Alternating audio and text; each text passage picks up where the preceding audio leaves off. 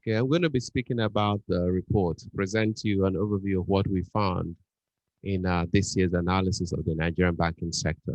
The report is in 6 sections: a quick overview of the macroeconomic environment, and a deeper dive into Nigeria's own performance, then before we get into the banking sector performance. Then we continue with the banking sector valuation, and then focus on the insecurity challenges of poverty. And last but not the least, which is really critical to this presentation, we take a quick look at how Nigeria can find growth and where Nigeria could possibly find growth. If you look at what COVID-19 has done over the world, it has created a situation of panic with millions of cases globally, totaling 64 million cases at last count, with the Americas having the largest incidence, followed by Europe at 19.2 million. But Africa has been spared, surprisingly. And indeed, Western Pacific, China, where the virus started, has actually had the least cases. COVID-19 has triggered the worst recession in the world since the World War II. So we've seen a synchronized contraction of GDPs of global economies, with the advanced world the world economy contracting 4.4%, advanced economies contracting 5.8%, Euro area 8.3%. In sub-Saharan Africa, the contraction is more muted at 3%, but Nigeria, IMF was estimating 4.3% contraction based on their half-year numbers for 2020. This has led policymakers to support the economy by, introducing ultra-low interest rates. The U.S. one-year Treasury, for example, was reduced by between 100 and 125 basis points around March, April this year, trading at between 0 to 25 basis so far. We've seen different levels of fiscal stimuli from different governments, as much as 13.6% of GDP in the US, highest being Japan at 21% of GDP, and Brazil, most emerging developing countries around, mid-single digits in terms of the fiscal stimulus relative to GDP. Nigeria has not been spared. We're expecting a worst contraction since 1983. Afrinvest research is projecting 2.9%. This is based on data recently released by the Nigerian Bureau of Statistics.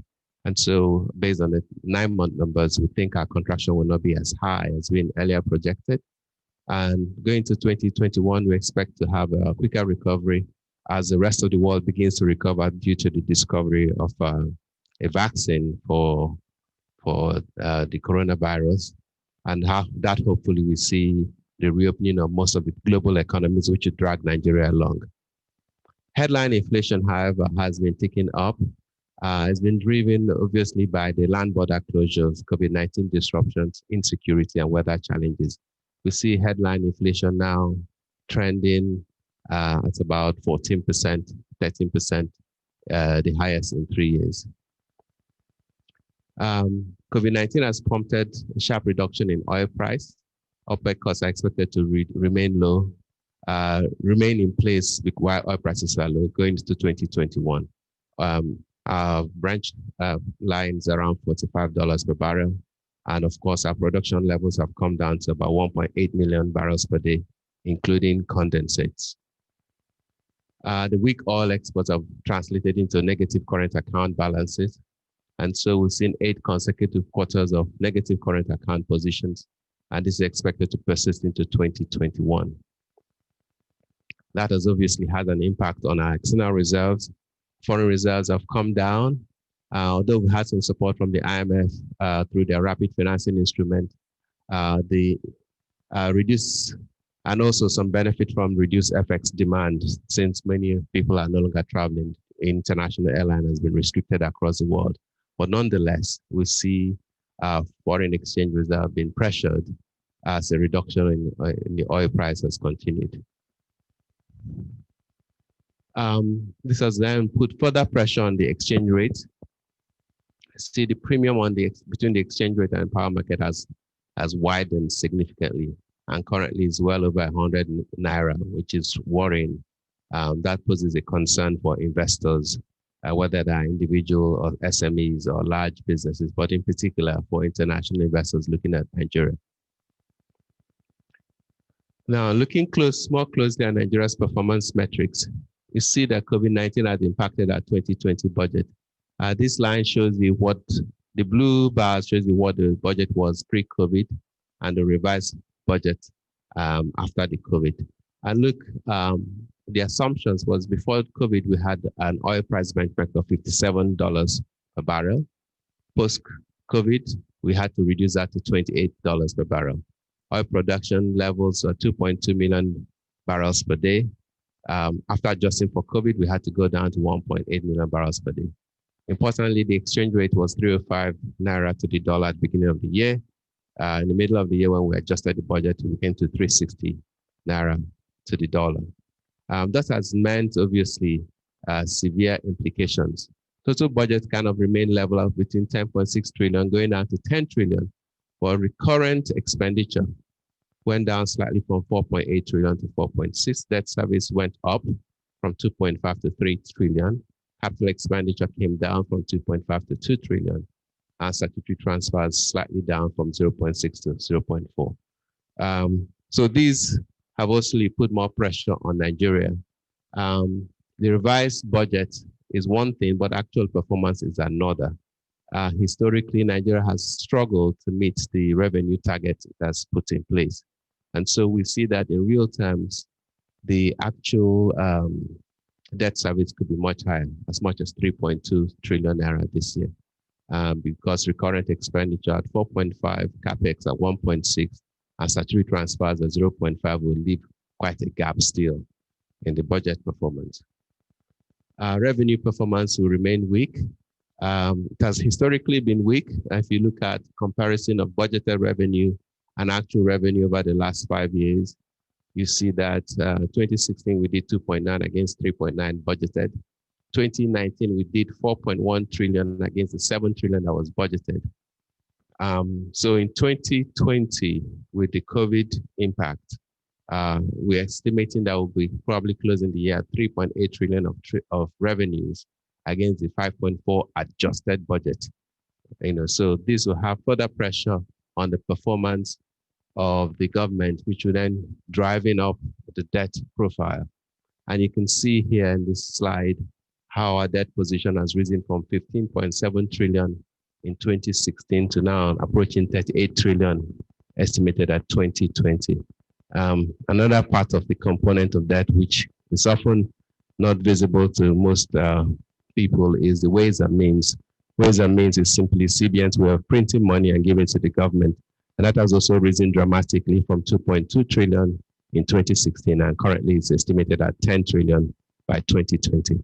Very worrying numbers, because you can see that the FGN's ratio of debt to GDP is now at 28%. While that may seem reasonable by most accounts, it is more worrying when you look at things like debt sustainability and compare our debt profile, particularly debt service to revenue. In 2016, debt service to revenue was only 44.6%. In 2020, we are looking at debt service to revenue of 84.8%. Very worrying numbers indeed. A 2021 budget breakdown has been announced. We're looking at 13.1 trillion naira budget to be funded by revenues of 7.9 trillion and against a deficit of 5.2. So when you look at the components, recurrent is 5.9 trillion, capex at 3.9 trillion, and 0.5 for statutory transfers, with assumptions of oil price at $40, production at 1.86 million barrels per day, and an exchange rate of roughly 380 naira to the dollar. Debt service is budgeted at 3.1. But again, when we look at this budget, we are worried because when you look at the revenue target of 7.9, we recognize that we barely scratch 4 trillion naira in revenues. So if we are not able to get that revenue target in place, it means that debt service will be higher, which then drives more issues in terms of the debt profile of the country. Now, turning quickly into the banking sector. Our universe is 28 banks, 8 national banks, 8 banks with international licenses, all publicly traded, 10 banks with national licenses, 4 regional banks, 5 merchant banks, and 1 specialized bank. A total of, out of the 28, only 13 are publicly traded. So these 13 form the universe that we deal with in this report. And that among the 13, you have the 8 international licensed banks, which is First Bank, UBA, Fidelity, GT Bank, FCMB, Union Bank, Zenith, and Access. Among the 5 banks with national license, we have Sterling Bank, Stanbic IBTC, Wema Bank, Unity, and EcoBank. So, total industry assets, we are projecting that the industry will end the year with 54.3 trillion in assets, climbing 14.3% from 2019. 2021, we are projecting a further growth of 6% to about 57.8 trillion in industry assets. In terms of industry deposits, we've seen that rise sharply following significant open market operations maturities. So this year we're looking at about 35.8 trillion of industry deposits. That will continue to climb to about 38 trillion of deposits into 2021. In terms of total loans, loans have been growing, being driven by CBN's new 65% loan to deposit ratio policy. And we saw a sharp rise of from 21.2 trillion of loans in 2019 to 23.2 trillion, 9.4% growth in 2020, and is expected to continue climbing into 24 trillion by 2021. When you look at the GDP contribution and sectoral credit allocation, you can see when you look at Nigeria's nominal GDP distribution, 11.8% of that is in manufacturing, about 7-8% in oil and gas, 24% is in agriculture, about 5% in real estate, trade and commerce accounting for about 14%, and the rest is in services and others. However, when you look at the industry credit from the banking sector across the GDP sectors, you see manufacturing is almost in alignment, 13.2% of credit to 11.8% of contribution. However, oil and gas is disproportionate. Oil and gas, which accounts for just 8% of GDP, takes about over 30% of all loans from banks. Agriculture is the opposite, whereas agriculture has 24% of GDP, accounts for only just under 4% of loan or credit from the banking sector. I will say real estate and construction is slightly in alignment with a little bit going to trade and commerce, but it shows you the distortion, particularly between oil and gas and agriculture in terms of sectoral allocation of credit relative to GDP contribution. When you look at loan to deposit ratios across our banking universe, this is based on 9-month data, you see that the CBN threshold is now at 65%. Quite a number of the Tier 1 banks are below that threshold, say for Zenith Bank, as of 9 months 2020. When you come to the Tier 2 banks, you see quite a few of them at the average or above, with Stanbic, Wema, Union, and Unity below. So that tells you that the banks are struggling to meet the requirements of this policy. And we can understand that because when you look at non-performing loan ratio based on half-year numbers, you can see that with the threshold at 5%, that's what the CBN recommends that banks should not exceed. Quite a few banks have trended above that number, even EcoBank at 9.9%, FBN Holdings at 8.8%, GTB at 6.5%. With the rest of the Tier 1s, Access, Zenith, and UBA in alignment or below. So that can be troubling. And I guess that puts into question you have on one hand, the demand to increase loans based on the loan to deposit ratio, but you're doing it in the middle of a troubling economic environment, which means that it's more difficult calls for companies, the borrowers, to actually perform on the loans and could create non-performing loans down the road. Amongst the Tier 2 banks, we see quite a few of them are below and doing well as far as NPLs are concerned, which is good. When you look at the earnings profile, we see that earnings have been challenged Last year, the industry did about 4.9 trillion in earnings, with an earnings growth of 19.5% from 2018 to 2019. This year, we are projecting that earnings will be flat, about 2%. 9 months, we're already seeing about 3.6 trillion of earnings, but we think that at best we might end up with the same number, about 5 trillion or so by the end of the year 2020, with expectation of rising up to 5.4 trillion into 2021. So that's the picture of the banking sector. So industry profitability is also trending similar to earnings. 1.1 trillion of profits recorded in 2019, 750 billion recorded so far in 2020, up for the first 9 months of the year. We are kind of projecting a flat performance, 5% up from 2019 at 1.17 trillion naira of earnings, and then perhaps going up 15% into 2021. So that's it for the banking sector performance. Moving on to valuation of the sector, what we've seen is quite interesting because if you look at the world indices, particularly the MSCI World and Morgan Stanley indices for world emerging markets and frontier markets, we saw a sharp correction following all the stimulus measures that were introduced to support the global economies by different countries. So whereas the market was going down, early from December through January, February, by March began to recover, and that trend has continued. We saw a similar trend also when you look at Nigeria, and the NSE All-Share Index had initially risen in January and then began to decline as we saw the issues of COVID-19 becoming more real. And then once it seemed to adjust itself, and we realized that the fundamentals still existed in the market. I can see the market has started trending upwards. With all the indices, the banking index is up 9.7% year to date. NSE All-Share Index, even though it went down to almost 30% by March, is up 30.9% year to date.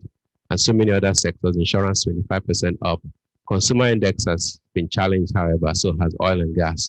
But the industrial goods is up 50.7%. And importantly, the Afrinvest ICT index is up almost 80%. On the back of that, Nigeria has become sort of the second best performing equities market globally. You can see Nigeria's index at 30.8% up. The best performer is the NASDAQ with 38% performance. For quite a lot of the emerging market peers, Kenya is negative, so is Mauritius, Egypt, Ghana, Morocco, and Thailand, with only Qatar, Saudi Arabia, Turkey among the peers of Nigeria that are all in positive territory. Tier 1 banks have outperformed Tier 2 banks. Tier 1 banks are up 11%, Tier 2 banks are up just 9.5% from our universe. When you look at it from a multiple perspective, we see on a price to book value, GTB stands out at 1.1 times price to book value, a rich premium compared to an industry average of 0.5, with many of the tier 1s below that threshold, except for Zenith Bank at 0.6 times. When you go to the tier 2, Stanbic IBT stands out at 1.4 times price to book value, well above the industry average of 0.6 times. Only Sterling Bank and Union Bank at the average and above. However, when you compare Nigerian banks, despite the upside you've seen in the market, 30.8% up, you see that Nigerian banks are still relatively undervalued compared to the peers in Ghana, South Africa, Egypt, Kenya, and Morocco. The valuation benchmark for Nigerian banks on a price-to-book basis is 0.5 times, Ghana is 0.9, South Africa is 1.7 times, Egypt at 0.9 times, Kenya even at 1, and Morocco at 1.6. So that clearly tells you there's fundamental value in Nigerian banking stocks. If you compare us to our BRICS peers, the differential is even higher, with Brazil at 1.2 times, Russia at 0.8 times, South Africa at 1.7, as I mentioned, so India at 1.8, and China at 0.6 times. But we discussed that the weakening profitability in real terms would affect investor confidence. Because if you translate the revenue, the profit numbers of Nigerian banks in dollar terms, you'll see that profits have actually peaked at about $3.1 billion in 2019. And if you're using the prevalent exchange rate, by 2020, the expected sort of 10-15% increase would actually be a decline in real terms because the exchange rate has moved. My presentation is off. Sorry, give us 1 second to get the presentation up again.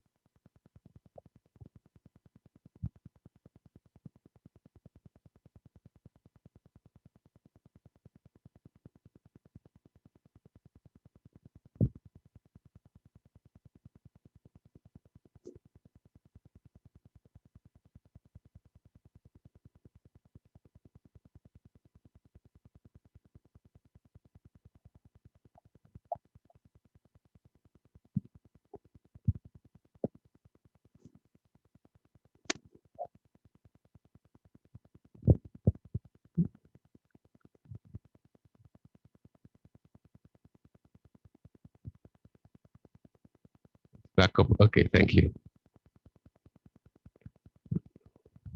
So I'll move on to the 5th section of my presentation, which is looking at the insecurity challenges of poverty.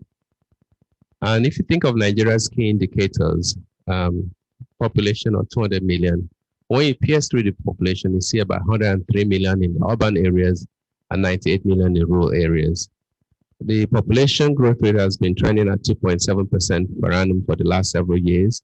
However, if you look inside the map of Nigeria, you can see the trend of GDP growth down from 6.3% in 2014 to it went down to 2.7 in 2015, went into recession in 2016 at minus 1.6, gradual climb in 2017, 2018, and 2019 before now hitting what we are projecting to be a negative 2.9% contraction by the end of 2020. Clearly, this does not augur well. If the head count in terms of the mouths to feed continues to climb unrelentingly and your income is not growing, then it puts more pressure on the overall basket. Our GDP at present, based on 2019 numbers, is 144 trillion. This is just a snapshot of our key indicators. When you pierce through into the detail, you see that Nigeria's poverty level is quite elevated. Based on data published by the Nigerian Bureau of Statistics, about 40% of Nigerians live in poverty. That's 83 million people. But it's not evenly spread across the country. If you look at the data more closely, you see that the poverty incidence is only 24% in the south and 60% in the north, if you take that as an average, with the River Niger and River Benue being the lines to draw across the country. If you go more closely, you see that states like Sokoto and Taraba have even a higher poverty rate at 87.7%. Really, magnifying the issues the economy is facing. Borno was not even included in this analysis because of the difficulty of that zone being in the northeast region. That would tell you that the data could even be much worse as you pierce through the veil. Nigeria is facing widespread insecurity across the country, from kidnappings, farmer herdsman disputes, killings in southern Kaduna, Boko Haram, militancy, Niger Delta issues, and of course the usual, the everyday robberies and crimes. It's really all over the country. And this is presenting challenges for businesses and challenges for citizens as they try to grapple about their livelihoods. Nigeria today ranks 3rd in the Global Terrorism Index, just only behind Afghanistan and Iraq. Once upon a time, we will not even be close to any of these two countries, but it tells you, the magnifying picture of the neglect that we're feeling, and each and every one of us is beginning to feel that closely.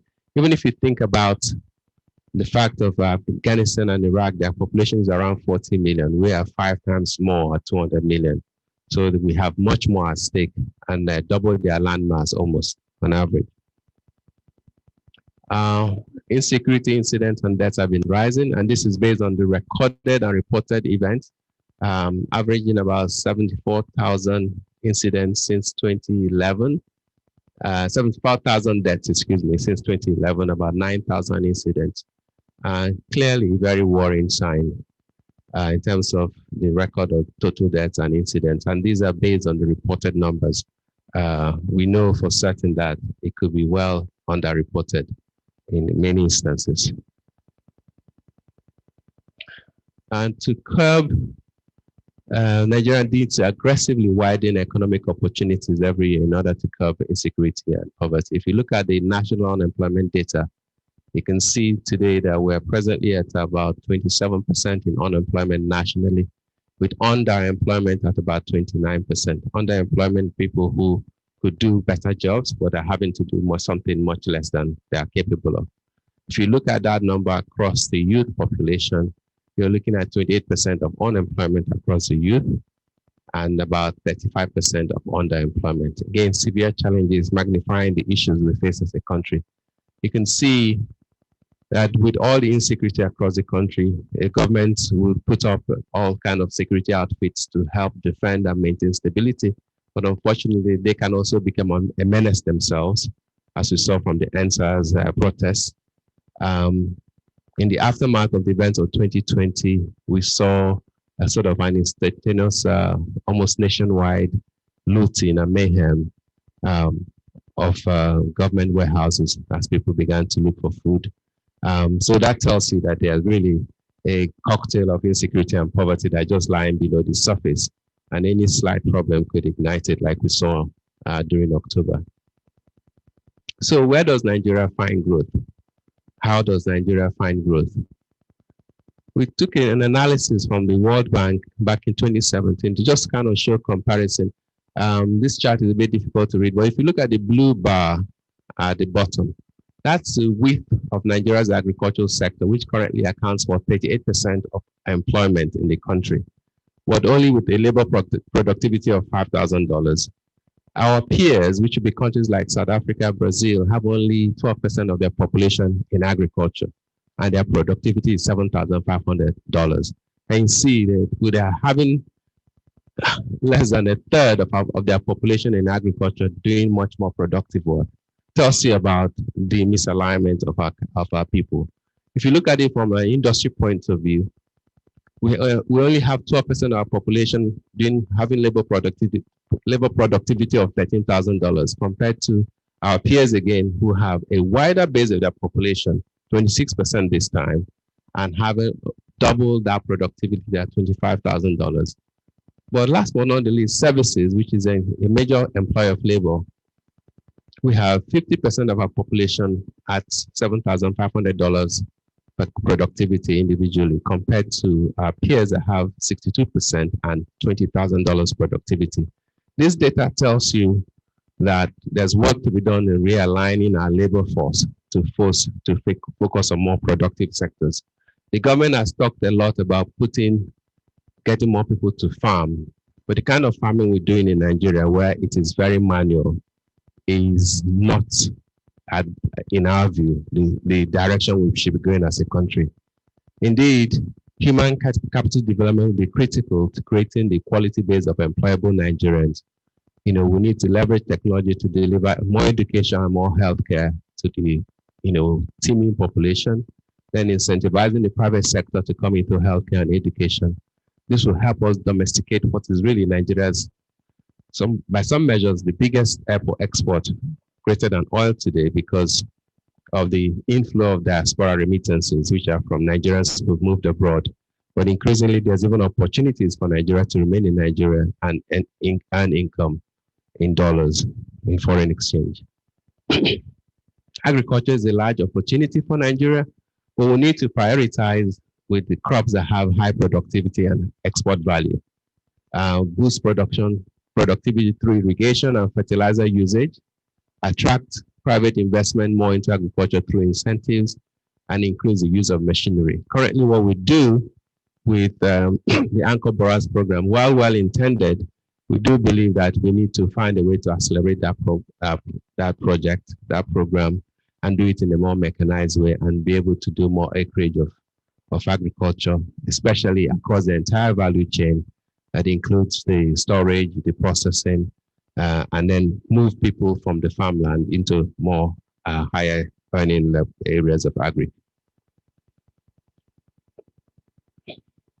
Of course, industrialization is critical.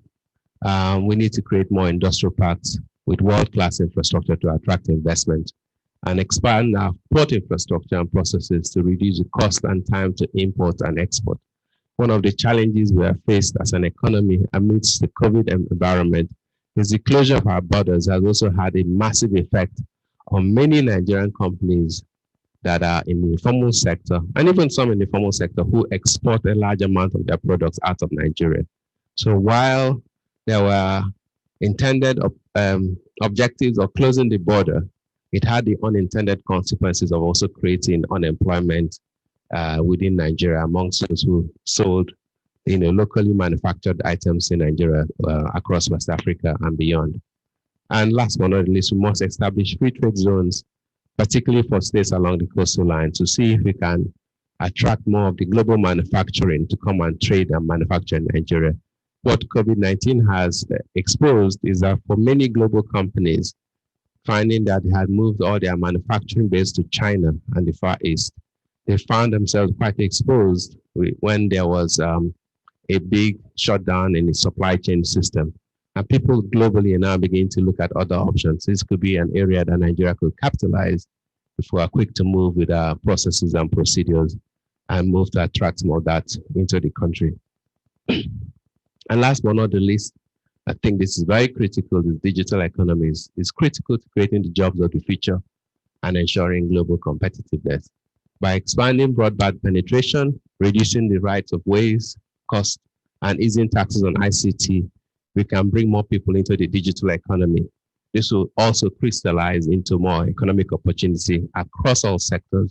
But importantly, you can create a digital ecosystem that automates government's operations and processes, and end by establishing an ecosystem that attracts global tech companies to come here to incubate talent for onward supply of intellectual content. So on that note, ladies and gentlemen, I'd like to end my presentation and thank you all for listening.